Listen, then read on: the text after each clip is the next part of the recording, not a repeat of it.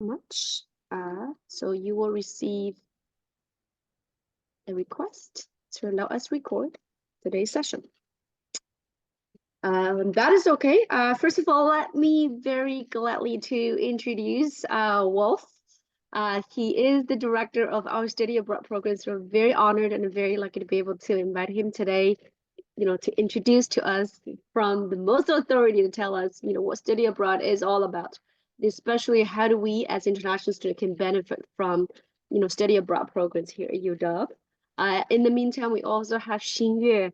It's also one of our students and also student staff at Circle, who has already done a study abroad experience. So we have, the professional view of it. We also have the testimonies from our students who went through that experience as international students. So welcome both. Please join me.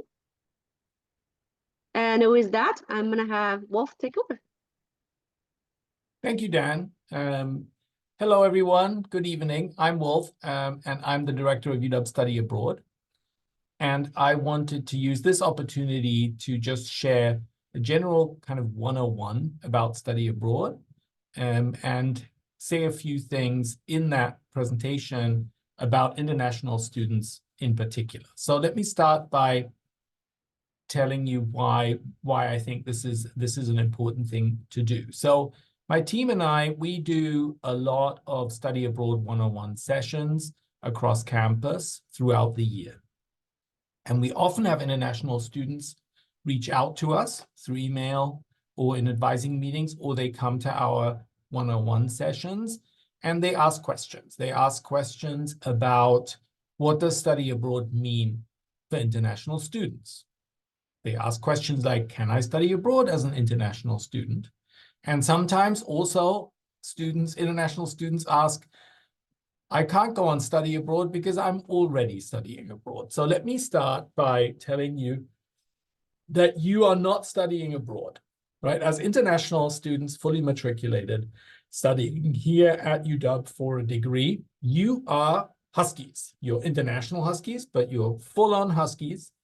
And there is nothing at UW or outside of UW that anyone can do that you can't do as a UW student. I think that's a really important thing to start out with. You are, in that sense, exactly the same as the students that are domestic students or American students. There's no difference. There are a few things that make study abroad maybe a little bit more of a challenge, but also more of an opportunity for international students, and we will cover those today. So I'm going to give you this 101 that should last maybe 25 minutes or 30 minutes. It's really just the basics. And I'm going to end by showing you some pages on the UW Study Abroad site where you can get some additional information and take some next steps if you want to, and some next steps towards going and studying abroad. And of course, we have hundreds of international students studying abroad with my office every year. And I'm also really happy that we have an international student here with us, Xingyue Yu, who will later talk a little bit about her experience. We have a special slide for her, and she can tell you what it was like for her to study abroad as an international student. So let's get started. What I did was I reached out to our colleagues in International Student Services, ISS, and just made sure that I can get their advice to share with you today about international students and study abroad. So here are just a few of the top line things that they would like you to know. And of course, you can always follow up with details with your ISS advisor. So the first thing to know is UW international students can definitely study abroad. There is no reason why they shouldn't do that. However, please keep in mind your US immigration status and your immigration and visa requirements. So one thing to keep in mind is the timing of your study abroad can affect, for example, your OPT.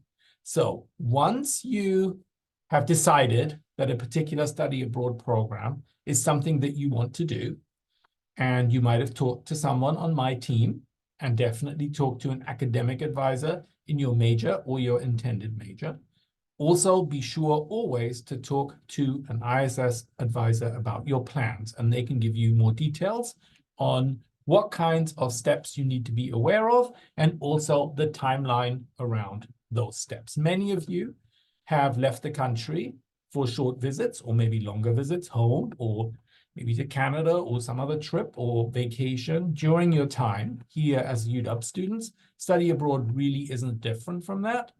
And the most important thing for international students to know, and I will point that out specifically in an extra slide, is that all of you, while you're studying abroad, are fully enrolled and full-time enrolled at the UW. So you are studying abroad with the same kind of full-time enrollment status that you have if you are here on campus.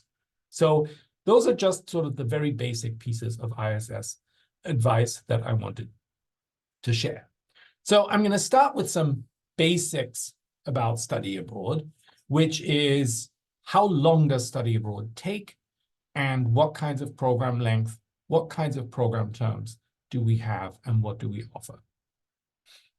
So here you can see laid out the shortest types of programs to the longest types of programs you can go on. So the shortest types of study abroad programs we have are just 10 days long. So we have study abroad programs where you take a class in winter quarter as part of that class, you go abroad in spring break for 10 days. So we have a whole number of those that students can do, and they are our shortest options. And many students like those, especially if they don't have the time to do study abroad for any longer than that, because it really doesn't mean taking time out of any other term or any other quarter. So we have spring break programs where you just do the campus course here in winter quarter for 10 weeks, and then the whole group goes abroad for 10 days. And the great thing about that is that you just get to apply some of the things that you have learned in the campus course. You get to apply those on the ground, in the field, in another country. Our next shortest programs are the early fall, so the 3 weeks between the end of summer B and the beginning of fall quarter. So if you do an early fall program, then, for example, you can take classes in summer A, you can take classes in summer B, you could do an internship, you could travel privately, you could do any kinds of other things that you want to do in summer A and B, and then you have those 3 weeks before the fall quarter and the next academic year begin. And that is one of our most popular times for students to study abroad, because they have the full summer for themselves and can do this 3-week program. Early fall programs are typically faculty-led programs. I'll explain that in a minute, what that means. And they are 5 credits. Then we have summer A or B programs. They're 4.5 weeks each. So you can do a summer A program or a summer B program, and some programs are across the full summer. That means they're 9 weeks long. And the credits for summer programs vary between 6 and 12, depending on how long the program is and what type of a program it is. I'll talk about credits in a minute.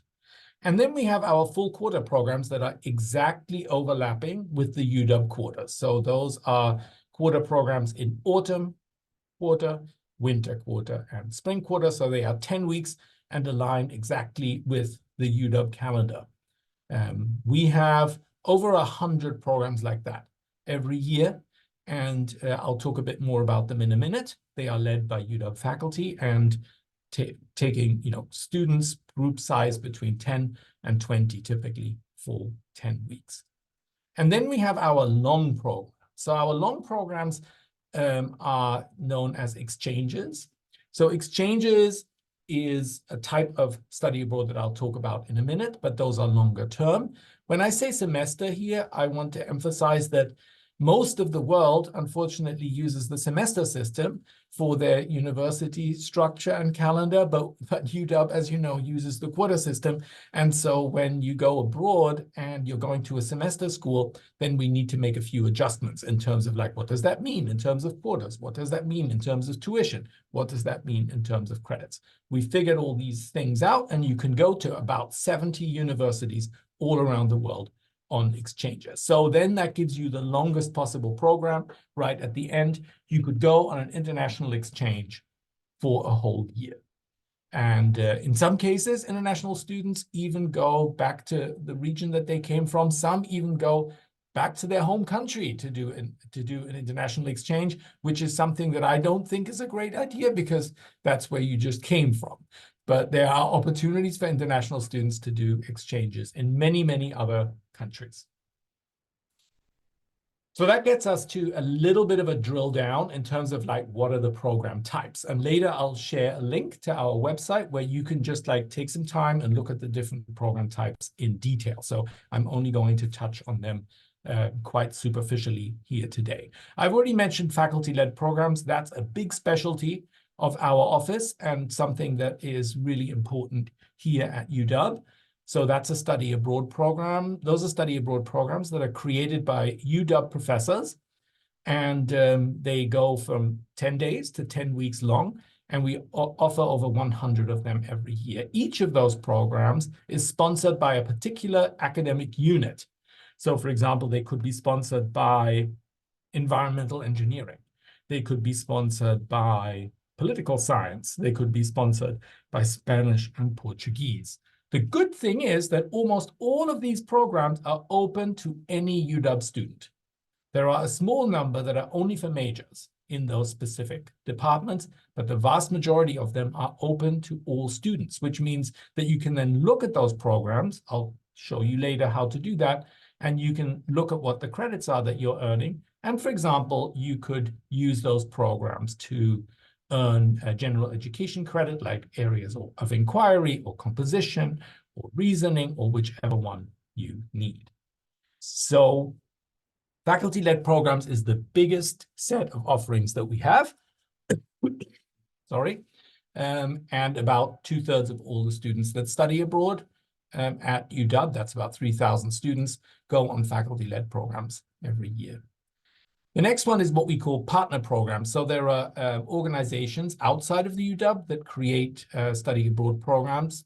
You might have heard of some of them like CIEE or IES, who have many, many locations, and UW students can take those programs and they're offered through us, which means that we have agreed with those programs that they offer rigorous academic experiences, that they are safe, and also that they are the right kinds of programs for our students to take. We have literally hundreds of those every year. So depending on where you want to go, especially like CIEE offers, every summer, probably about 40 or 50 locations that you could go to on study abroad for varying lengths of time.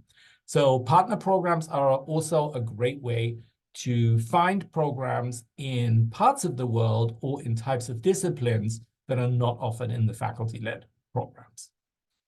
Finally, we have the international exchanges. You can go and study at another university abroad. Like I said, we have about 70 partner universities. We even have special exchange programs in particular university departments and colleges like engineering, for example, where you can go on specific exchanges where you can earn credit towards your major much more easily. So those are typically for a semester or a full year. And the semester is like a 6-month period. So for example, from August to December, if you go on something like that, then you're only going to miss the full quarter here on campus, and you're going to earn more credits than you even need to be fully enrolled in the full quarter, or you can go for a full academic year. Those are the most challenging programs to go on, but they are also the most immersive programs to go on for somebody who, for example, wants to go to another country and learn the language more, really live among the people that are there, a bit like you're doing now, but it would be, again, in another country, and that is its own kind of experience. I also want to point out 2 types of programs that are also available through UW Study Abroad. One is our own program that we've created here in our office called Rome in Residence. So the University of Washington has its own center in Rome, the UW Rome Center, in a beautiful part of historic Rome. And we offer many faculty-led programs going to the UW Rome Center throughout the year. This particular program is special because every quarter we offer about 6 courses, and you can choose 3 of those for a 15-credit program. And that 15 credit program has a lot of arts and humanities and social science credits. And that means that they are great for students, especially maybe STEM students who are interested in meeting their general education requirements for credits outside of their major, and to do that in a way that's really stimulating and really interesting and fun and doesn't feel like a chore. So Rome in Residence is a great program to check out. And finally, we also offer a number of international internships, which include service learning and practicums, which are not paid. You get paid in credits when you do internships at a university. All of these are full credits, and some of them are like in for-profit and companies, but others are also in sort of social impact internships, so with international NGOs, for example, and international development. So these are our program types. I know this is a lot of information, but this will be available as a recording, and I'll also show you where to find this information on our website. So let's talk a little bit about enrollment and credits, because that's obviously a really important piece. It's really important to emphasize that study abroad is an academic experience, but it's a particular kind of academic experience, because you might ask yourself, why should I go on study abroad? Why is that good for me? And what we tell students, and of course, you're international students, you're already studying in another country, so some of these reasons are maybe less important for you. But of course, many of our American students have never left the United States. So a lot of them, when they go and study abroad, they're actually getting their first international experience. Regardless of that, we always emphasize that having a study abroad experience is a really rewarding but also challenging thing to do. And it's something that can be really valuable to talk to people about when you are planning your career and you're planning your first jobs. It can be a challenging thing to do. And it can also be very immersive. And we believe that it really, really adds to students' abilities to shape themselves and also put themselves out there once they've graduated in terms of postgraduate or graduate opportunities or even jobs. Our study abroad alumni that we stay in touch with, there's over 8,000 of them, emphasize to us very often that study abroad was one of the most transformative things that they've done during their time here at UW. So enrollment and credits. So it's an academic thing, study abroad, 100%. You're always doing it for credits, and the credits are regular UW credits. So all credits that you earn at UW on your transcript look exactly like credits that you've earned here on campus. There's no distinction between them. They meet the same requirements and everything. So that's a really important thing to remember. Study abroad is a different kind of academic experience because you're learning somewhere else and you're really applying what it is that you're learning right away in the field, in the place you're staying with. And that makes many types of academic content really come to life and feel much more real. So, as I said earlier before, at UW, when you study abroad, you stay fully enrolled here at the university, no matter how long your study abroad is. So you're always fully enrolled here, which means for international students, you have no problems meeting your full-time enrollment requirement for your immigration status. I already mentioned that students receive regular UW credit for all our programs, and the credits are the same as they are for on-campus courses. All of the programs that we offer are taught in English. Even if you go to one of our international universities for a semester or a year, you will be able to take courses in English there if that's what you want.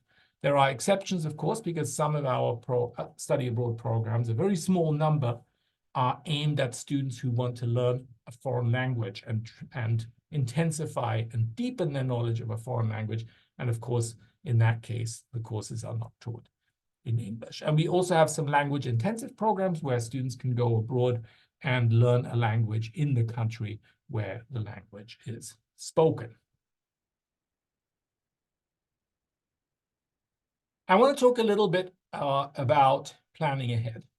So planning for study abroad is a little bit different than planning your regular kind of my plan way of kind of planning your next campus quarters. So the timelines are a little bit different, and the planning is a little bit longer term. So you'll start needing to think about whether you want to go and study abroad and how to plan for that earlier than you would be thinking about what courses to take during a regular campus quarter. So the best thing to do is just to see what it is that we're offering. I'll share that website in a little bit with you, called Upcoming Programs. That's like right at the front of the UW Study Abroad homepage. It's great to look at because it's a way of seeing what is even the portfolio of programs that we're offering. And of course, those are the programs we are offering that are coming up, where applications are open and you can still apply to any of those programs. That list right now is very long, and that is because we are coming up to the application deadlines for summer 2024, early fall 2024, and autumn 2024, and those are our biggest periods for study abroad. So right now that list, which is always updated, is really long. And of course, you don't want to look at every single program, but surely you have some idea already where you'd like to go, what kind of program you want to do. So have a look. Every time you click on a link, you see the UW Study Abroad program brochure for that particular program. It has details about the academics, the finances, the timing, what does the program look like, what are you going to learn, what kinds of field trips are there going to be, etc. So it's great to sort of just imagine yourself in terms of like, what would that mean for you to go and study abroad? Look at upcoming programs, make a note. You can actually apply, you can actually like save these programs to your study abroad profile. I'll mention that more about that in a minute. And once you've done that, talk to your academic advisor, major or pre-major advisor, to just kind of check with them to do a degree audit and to say like, what period of time during the next year or two would be good for you to go and study abroad, right? That's usually what you have to do first. You got to find a good time to do this. If you like woke up tomorrow and you said, I want to go away in spring quarter of 2024, well, that's probably not going to be possible anymore because the timeline is too tight to go away next quarter. But if you're interested in study abroad, it's good to think ahead. So advisors can help you plan ahead with degree audits and graduation plans. That's really important. And then also, as I said, once you've gotten that all sorted out, it's important to also check in with your ISS advisor and make sure that there is nothing that you're going to have any problems with based on your plans. Applications for study abroad programs are due between 3 months and 12 months ahead of departure. So some programs you can go on fairly short notice, 3 months.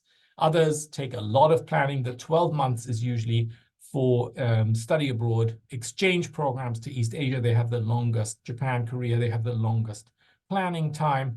Mostly think about 6 months as the window when you should start planning your study abroad, 6 months ahead of your planned departure. So that's why you can see that right now we are coming up with the deadlines for summer, early fall, and autumn, because all of that is between 6 and 9 months away from now.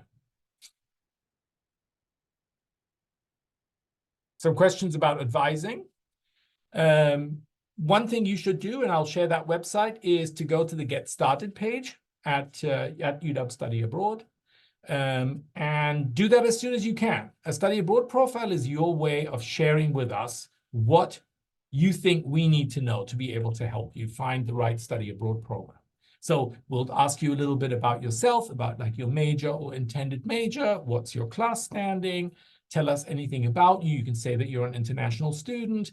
You can tell us where you're thinking of going, what kinds of credits you're looking for, what disciplines you'd like to study in. And that will help us connect you to the right program. And also, if you meet with us and make an appointment, an advising appointment, or send us an email, we'll know more about you. And therefore, we'll be able to support you more effectively. So study abroad profile is separate from anything that's in your general student record. It's just what you want to tell us so that we can help you more effectively. So now, fun. Let's talk about money. This is always a big question, which is what's the difference between study abroad and being on campus if you're thinking about finances? So here is sort of a big thing to remember, which is, and I think that's especially important for students that are out of state and international students like yourselves, who pay a lot of tuition, very high tuition rates here at UW. And one thing that's important to know is when you go on study abroad, you do not pay any UW tuition. Now, you might go like, what? I'm not paying any UW tuition? What am I paying? Well, for the most popular programs that students take with us, the faculty-led programs and the partner programs, you pay what is called a program fee. And the program fee covers essentially the tuition and the housing. So we'll look at an example in a minute. So you would not pay any tuition for going on a faculty-led program. You're not paying any UW tuition to go on a partner program. If you're going on an international exchange, you pay your regular UW tuition. So whatever you're paying now, you pay that to us, and that's your program fee. Why is that? Well, that's because we then use that to pay the tuition of the person who's coming from the other side of the exchange. So for example, if you decide to go on an exchange to Heidelberg University in Germany, then there is a student from Heidelberg coming here. And of course, we will pay their tuition when they come here. And when you go to Heidelberg, you're not paying anything extra to that university. When it says here study abroad fee, that's an administrative fee to our office. That's $485. And that is so that we can support your application, we can support your insurance, we can support your any emergencies that you have while you're abroad, and of course support your entire application process and registration, enrollment, and credit transfer. So other expenses to consider, and you know this because you're all international travelers, having gotten here many times. There is obviously an airfare expense that you're always going to have going on study abroad. That's completely on you. We leave international travel to the students to figure out. You will also, things that are not covered by the program fee include food. So most food you're going to have to buy on the program that you're on. There are some programs that have a lot of food included in the program fee, but most of them do not. But that's not really an additional expense because you have to eat here as well. So that's a way to sort of like compare, well, I have to eat if I go to Germany, well, you have to eat here too, and the price is about the same. And so that's not really a big difference. One thing that's important, and maybe more important for international students than for many students on US passports, is visas. So typically you're going to need to find out, depending on what your citizenship is, you're going to have to find out what kind of visa you will need to go on study abroad.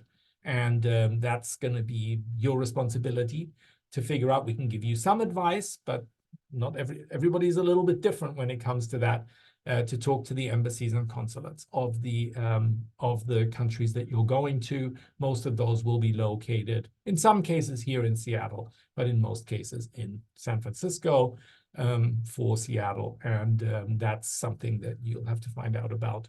Also about like what kinds of scheduling does that involve? What does that application process look like? But of course, all of you are familiar dealing with immigration requirements, so I don't think that that's a particularly scary thing. And then you have personal expenses, and of course, that's a very personal thing, and we can't really tell you how much to spend. But every study abroad program brochure that you check out via our upcoming programs pages has something called a cost sheet, and it gives you a little bit of an example of what this whole program will cost. So everything included: housing, food, personal expenses, so that you can get a sense of what to expect. And you can compare it to what you would be spending if you spent that time here in Seattle on campus, or indeed if you were doing something else with your life, like going back home or going on a personal trip. So let's look at an example here for fees and expenses. So right now, an international student, like all of you are, for 2024, are paying about $14,000 a quarter, right? So this is for any of the quarters, including summer, is about $14,000. On top of that, you would be, depending, summer is a little bit shorter. This is based on the total cost of attendance calculations at the UW admissions site. So housing per quarter would be an estimate of about $4,000, $4,500. So you can see here that when you're here on campus, you're looking at about $18,000 to $18,500 for tuition and housing for a particular quarter. Now, of course, that's very different for everybody, depending on what their housing arrangement is, and campus living is a little bit cheaper, but Seattle just happens to be a relatively expensive place to live, as we all know, sometimes painfully. So let's compare that to two just fairly random examples of study abroad programs. So I'm always assuming that you're taking the maximum number of credits for a particular term. So let's have a look at the Roman residence program in autumn quarter 2024. So right now, if you wanted to, you could even still submit an application for Roman residence in spring of 2024, but otherwise autumn is the next available quarter. So that's a 10-week program at the UW Rome Center. You pick 3 out of 6 courses. Those courses include architecture, art history of Rome, creative writing credits, Italian 101, Italian food cultures, which is an anthropology course, and a communication course as well. So you pick 3 of those, you earn 15 credits. And for that, you pay a program fee of just under $8,000. And that $8,000 is the program fee and housing. So for that, your housing is included in Rome for that entire period of time. Another example for a slightly shorter program would be CIEE Summer in Paris 2024. Of course, Summer in Paris 2024 is an exciting time to go to Paris because of the Olympics that are in Paris this summer. So if you want to be there during a really busy time, you could do the CIEE Summer in Paris program. That's 6 weeks. You earn 10 UW credits when you're there. That's $7,000 about program fee plus housing. So this is just a prompt to you all to think about the finances are not the most important piece about study abroad, but like do a little cost comparison for yourselves. What are you paying here? What does that mean for a regular quarter? What's your housing? What's your food? And of course, if you're going on study abroad, you wouldn't want to also pay for housing here. So this all assumes that you are not paying for housing here in Seattle and instead are paying for housing on a study abroad program. If you go on an international exchange, similarly, we will give you a cost sheet. It will tell you, in addition to the tuition you're paying, what does it cost, for example, to go to Heidelberg and live there, either in student accommodation or on the market for a period of 6 months or 9 months. So our advisors can always help you with that. But this comparison shows you that, especially for international students that are paying the highest effective tuition rates, in the University of Washington, study abroad can be a great way to earn proper UW credits, and it costs a little bit less than being here on campus. So that's something that is also important to share with you. And these are just 2 sample programs, so you can do this math yourselves with some of the other programs that you can see on our upcoming programs page. And now I'm going to hand it over to Xingyu, who will share some tips and advice and tell us a little bit about what it was like for her as a UW international student to study abroad in Korea. Xingyu, it's all yours. Thank you so much, Wolf. As an international student, I really appreciate this is very informative and oriented towards international students. I really wish I had listened to this session before I actually went on a study abroad, because I had a lot of confusion and I was emailing back and forth, and this answers my questions perfectly that I had before. So I don't have a lot of tips and advice, but I do want to share about my experience with everyone. My name is Xinye. I am an international student from Tianjin, China. So the reason I decided to go on an exchange program is that it was summer and I didn't want to just spend entire summer in China just like with my family. I wanted, like we are in college. I wanted to do something that's like fun and that's like meaningful and that's memorable while we are still in university. So I reached out to one of our advisor from our study abroad office, and then I look into a lot of different summer programs. Look into the program in Spain, and then look into a program in Korea. I think the part that I really like about the study abroad exchange is that we are partnered with a lot of the top universities around the world. So if we graduate from UW, there won't be any more chance for us to study at some of the top university in each country. For example, Tokyo University is our partner school, and it's the best university in Japan. Yonsei University, Korea University, they are some of the top universities in Korea. I wondered, and I really, in K-drama, I also always look at people like, oh, they study so hard. I wonder what are some other experiences to study at these top universities in another country. And I didn't want to take my time off doing, our normal quarter because I need to get into a major. I need to take my major required courses. And I had nothing to do in the summer, so I chose this summer program at Yonsei, which works out perfectly for me. This program is only 6 weeks, but I think it's long enough for you to get to know a country and get a little time to travel within the country. It was pretty cheap actually. It was less than $4,000 the tuition was, and then Yonsei ended up giving me a merit-based scholarships, so they covered more than half of my tuition. So I really enjoyed this experience, and thank you so much for Yonsei University. The courses were offered mainly in English. They also had a few courses that was offered in Korean, but the English were the most popular courses. I think there's a myth of study abroad is that, oh, you go there to learn about their culture, learn about their language. Of course, that's so true. There's a lot of Korean classes, a lot of classes about Korean culture, Korean history, but they also had a lot of basic classes that you can get equivalent UW credits. For example, I remember they had biology class, they had chemistry class. They also had a lot of basic math class. You will have to talk to our study about the advisor on whether those classes can actually transfer to your UW equivalent courses. But the classes that I took mainly a Korean history class. I took a Korean cultural literature class.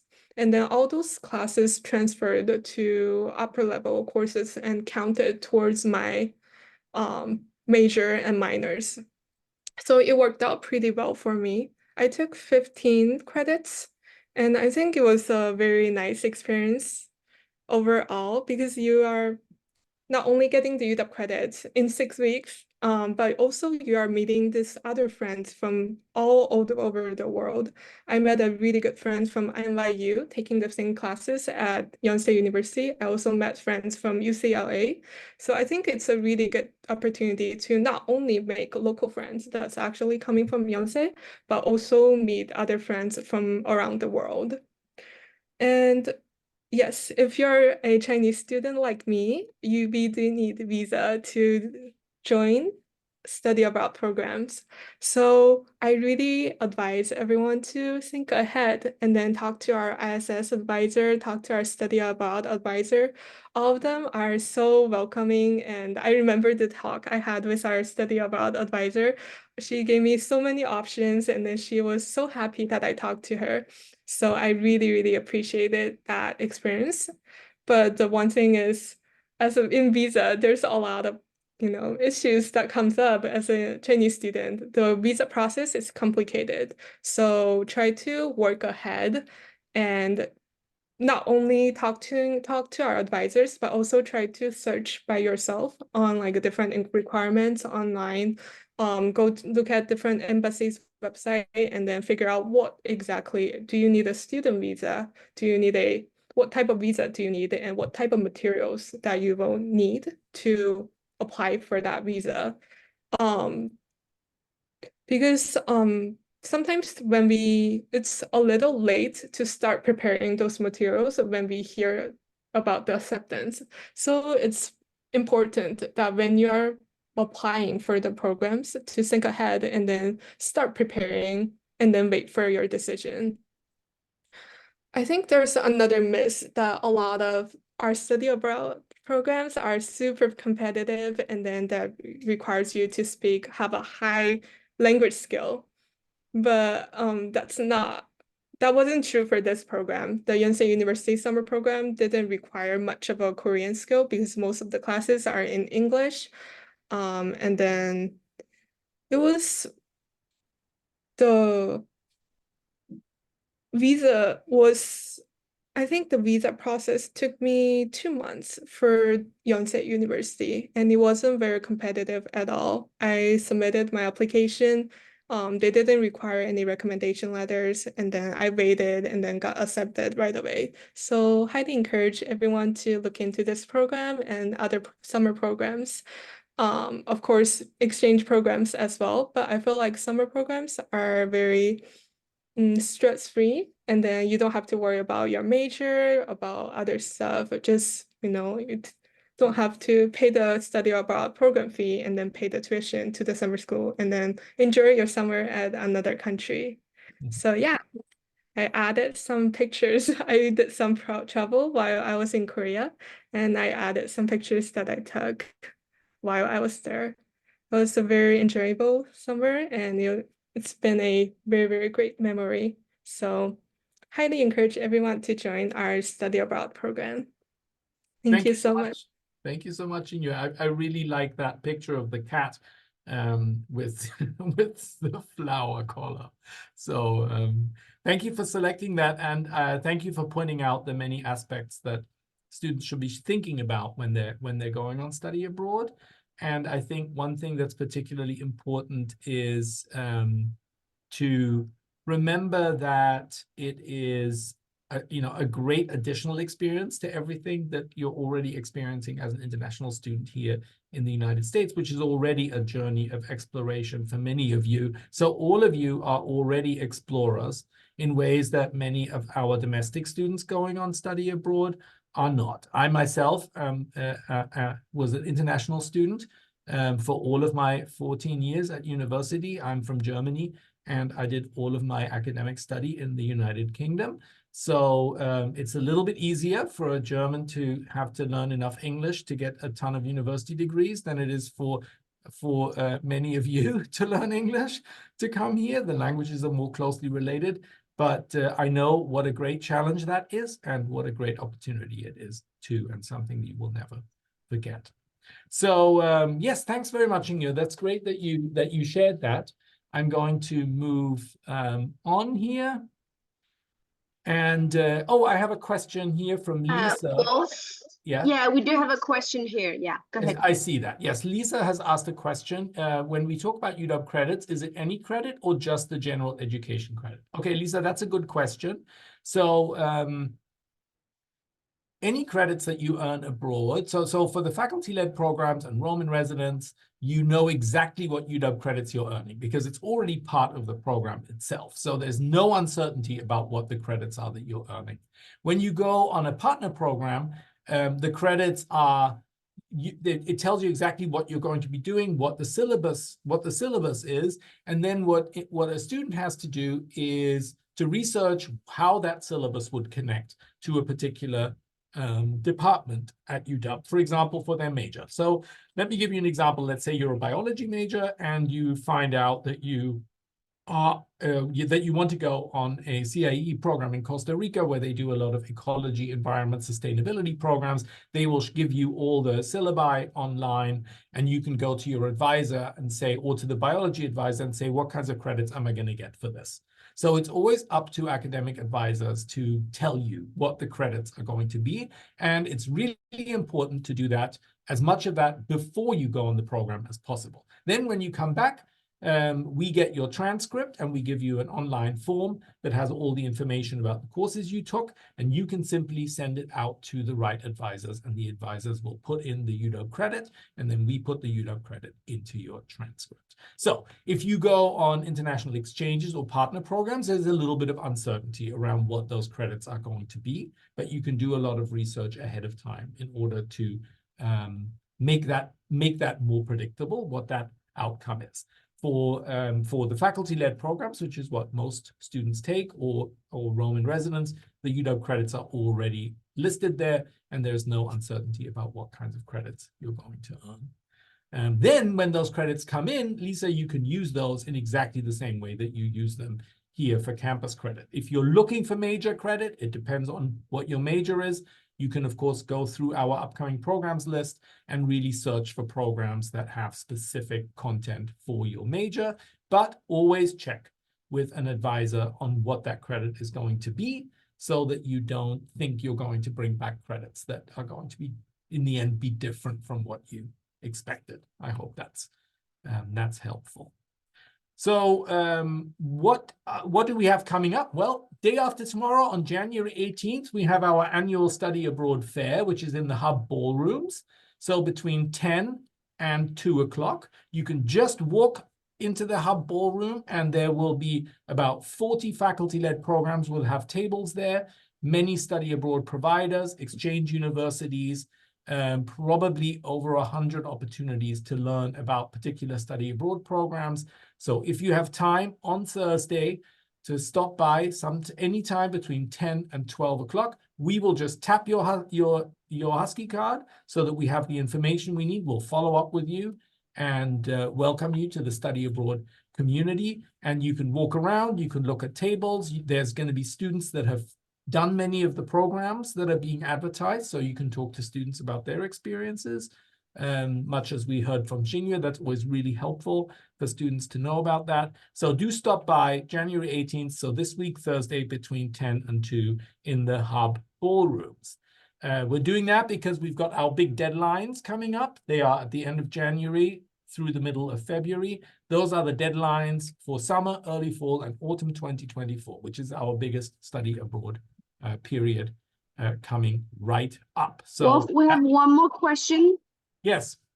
On the Q&A session is anonymous. So the question goes, are there scholarships or anything similar available for international students, goes within and outside of UW? So for the students, if you're still here, for scholarship-wise, is merit, I'm assuming this question is about, scholarship to support your study abroad experience. Correct. So we only give scholarships to students that are eligible for United States financial aid. So our own study abroad scholarships are not available for international students if they're not eligible for that. So what we do have is on our study abroad page under money, you can go there and have a look at other resources and other scholarships that are available also through the Office of Merit Scholarships at UW. And you can check if you are eligible to get those scholarships. Our own scholarships, like I said, are only for financial aid eligible US students. So if you are looking for scholarships generally for this, I just send an answer. That's the UW Circle at UW.edu. We did have a session last Tuesday talking about scholarships and grants for international students. So that session already happened. So email UW Circle at UW.edu. We can send you those resources. Oh, wonderful. Yeah, that's great that you have that. And that's a good supplementary thing. I'll talk to you sometime and maybe we can add that information directly to our website as well. So here's a slide. These are all links. So if you look at this presentation, then you can click through to this and easily see what does this actually look like. So this is what our upcoming programs page looks like right now. A lot of programs, as you can see. They're always divided up into faculty-led programs, partner programs, international exchanges. And right now, of course, we have a lot of them, like I said, for summer A, summer B, full summer, early fall, and UW exchanges. And you can see here just how many different destinations and opportunities there are coming up. So that's a great page to look at. We have our Get Started pages, and Get Started gives you an opportunity to learn more about study abroad, to make an appointment to meet with a UW study abroad advisor and create your study abroad profile, to go searching for programs and to learn more about what the cost of your program is and how to pay for it. Then we have a great page that just drills down a little bit more on some of the things I already told you, which is our different program types. You can learn more about exchanges, faculty-led programs, Rome in residence, partner programs, direct enrollment. So direct enrollment is what Shinyu did at Yonsei University. And then we also have internships as well as independent study. And so that is our program types. And then we have brand new, a pretty clever tool that allows you to compare different kinds of programs very easily. So here we have exchanges, faculty-led programs, Roman residence, partner programs, internships, and so on. And you can compare them by duration, cost, credits, application deadlines, housing options. What's the level of independence that you will experience on those programs? What are your course options? Who can participate? And so on. Let me say one more thing about competitiveness, because that did come up, Shinyu, and you mentioned that too for Yonsei. The vast majority of our programs are not competitive. That means students who want to go on the programs can go on the programs.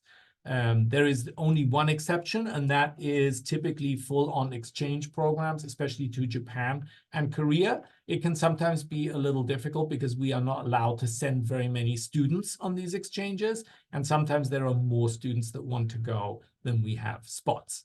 The one thing that might happen is that on any particular program, we might give priority to students that are already further along in their academic study. So we would give priority for a junior over a sophomore, because we always know that the sophomore or the freshman can go on study abroad, has more opportunities in the future, and most of these programs are offered every year. So that's a little bit about the competitiveness piece, but otherwise, there is really no reason to expect that you can't go on the kind of program that you choose or pick. So these are great tools for you to look at. And then we are actually done, and it is 7:03, but we also started a little late. So sorry if we went longer than you expected. I'm happy to ask any additional questions now. You can also go to our Study Abroad website and see how you can contact us. studyabroad@uw.edu is our general email, and it will always be sent to the person who can answer your question. Be sure to put a good subject line in there. What is your question? Is it about a particular program? And that way we can support you in the best possible way. Starting your study abroad profile, like I said, is a good way to let us know what you're looking for. And I also want to tell you that if you find programs that you're interested in, you can apply to any program you want, and it costs you nothing. You can apply to many programs, does not cost you anything. At some point, if we offer you a place on a program, you will have to decide whether to accept it. Once you accept the program, you have 3 weeks to decide if you actually want to go. So that means you have an additional 3 weeks before you have to sign your contract. Once you sign your contract, you will have to, then you need to go on the program unless you have an emergency reason not to go. But in the run-up, you don't have to worry. We're not going to ask you for any money. You're not going to be paying anything. We have no application fees. Some programs have 10 applications open. Some students have 10 applications open at the same time until they finally decide what they want to do. So once you're in your study abroad profile, you can start searching things, and you can start bookmarking particular programs, put them in your cart, and that way you can talk to your advisor, family, friends, whoever matters to you. You can talk to them and start working your way towards this great journey that we hope you will be joining us on Monday. Thank you so much, Wolf and Shinyu. This is very informative. I learned so much new stuff. Like, I can shop around. It's totally okay to shop around as long as I put in the application. And also the cost is a huge, like, I had a misunderstanding. I thought you all pay UW tuition, you go. Now looking at this is much cheaper. It's like less than half of the cost if we're staying at UW. So And you very can go helpful. on study abroad as often as you like.